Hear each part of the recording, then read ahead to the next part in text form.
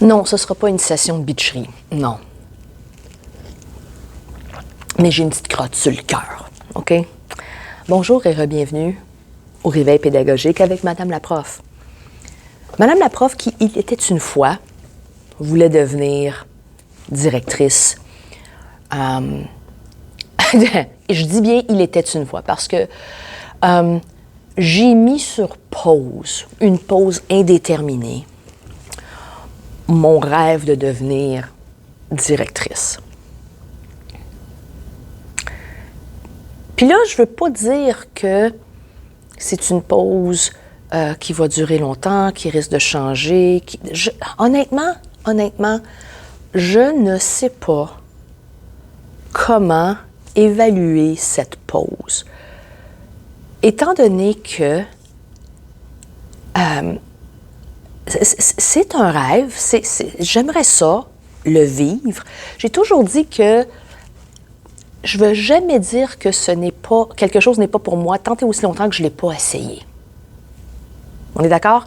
C'est comme dire j'aime pas les sushis puis tu n'en as jamais mangé. Ah, ben c'est parce que c'est du poisson cru. Non, c'est pas juste du poisson cru. OK? Puis la raison pour laquelle j'ai une genre de mini-crise existentielle, c'est que récemment, puis là, je pointe l'écran parce que je l'ai ici, parce que je voulais le lire, puis je voulais regarder la pub. Il y a une campagne je ne vais pas dire de recrutement, mais une campagne publicitaire de la Fédération québécoise des directions d'école qui cherche à recruter puis attirer des futurs directeurs et directrices, étant donné qu'il y a une pénurie de directeurs. Et je voudrais citer un passage qui vient de M. Carl Ouellette, okay, président de l'Association québécoise du personnel de direction des écoles. On sait qu'il y a des enseignants qui hésitent à passer à la direction, mais qui feraient probablement un bon travail. Moi, je n'ai pas hésité, OK? Je n'ai pas hésité. D'ailleurs, il n'y avait aucune hésitation que lorsqu'on m'avait suggéré de changer d'école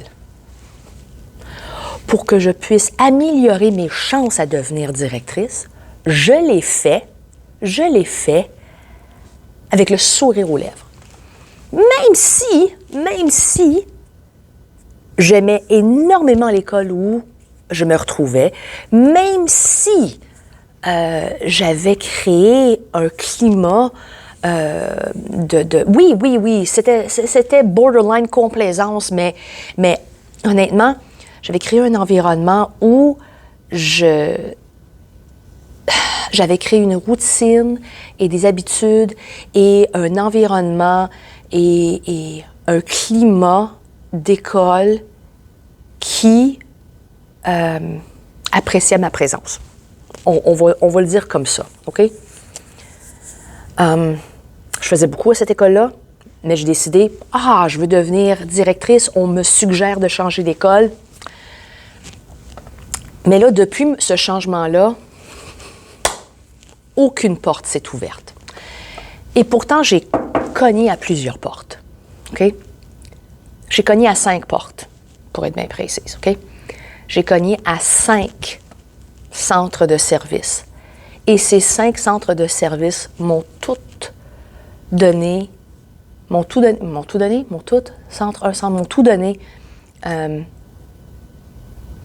des réponses différentes pourquoi on rejetait ma demande. Un centre de service ne m'a jamais répondu, et ce, malgré, en grosses lettres moulées, caractères gras, OK, sur leur site web qui sont à la recherche. J'ai envoyé ma demande 3 fois. Fait qu'apparemment, tu n'as pas de demande, tu n'as pas de besoin parce que tu n'as jamais répondu. J'ai été claire que j'étais disponible pour des entrevues. Même pas, hey, un merci. OK?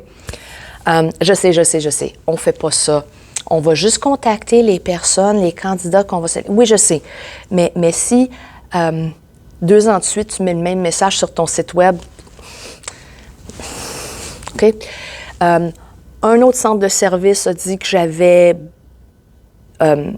beaucoup d'expérience et un tempérament parfait, mais j'avais pas assez de connaissances dans certains champs, dans certains domaines, des domaines qui n'étaient même pas comme la responsabilité de la direction d'école dans mon centre de service.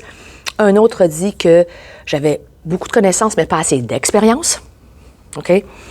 Un autre centre de service a privilégié un candidat à l'interne, et je comprends. OK? Tu préfères tout le temps choisir quelqu'un qui comprend ton système, comme une petite nouvelle, je comprends. Puis, un autre centre de service m'a donné des raisons qui étaient plus que nébuleuses, OK? Des raisons qui étaient contradictoires avec ce qu'on m'a expliqué dans mon parcours. Puis l'autre, comme je pense, comme le dernier, a dit oui, mais c'était à Gaspé. Okay? J'habite dans la grande région de Montréal. Et lorsque j'ai demandé, est-ce qu'il y aura une prime de déplacement, la réponse était simplement non.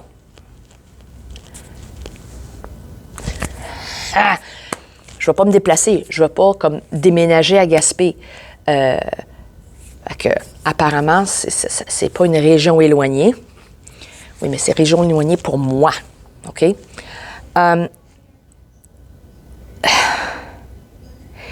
Je pourrais passer une heure solide à me raconter mes frustrations. OK? Mais j'essaie de condenser ça en moins de 10 minutes. Vous voulez éviter une pénurie de direction? Il ne faut pas chercher quelqu'un qui a une baguette magique. OK? Si quelqu'un prétend avoir une baguette magique qui va tout réparer, qui va tout guérir, qui a la solution pour tout, vous ne trouverez pas cette personne-là. Ou, pire, vous croyez l'avoir trouvé et ça va être un flop monumental. OK? Parce que des magiciens, ça n'existe pas. Right? Des prestigitateurs peut-être, okay, je sais que je l'ai prononcé mal, mais des sorciers, des magiciens qui prétendent résoudre tous les problèmes possibles, ça n'existe pas. Il faut avoir quelqu'un qui est prêt à faire des connexions avec des gens. Puis c'est ce que j'ai remarqué dans la publicité, OK?